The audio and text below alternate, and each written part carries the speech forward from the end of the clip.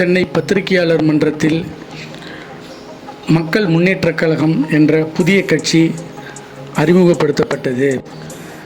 மக்கள் முன்னேற்றக் கழகத்தின் நிறுவன தலைவர் செந்தில்வேல் கட்சியின் கொடி மற்றும் பெயரினை அறிமுகப்படுத்தினார். அதனைத் தொடர்ந்து நிர்வாகிகளுக்கு கட்சியின் துண்டை போத்தி வாழ்த்துக்களை பெற்றார். புதிதாக தொடங்கப்பட்டுள்ள மக்கள் முன்னேற்றக் கழகம் அரசியல் பாதையில் மென்மேலும் புதிய புதிய நோக்கங்களோடு செயல்படும் என செந்தில்வேல் தெரிவித்தார்.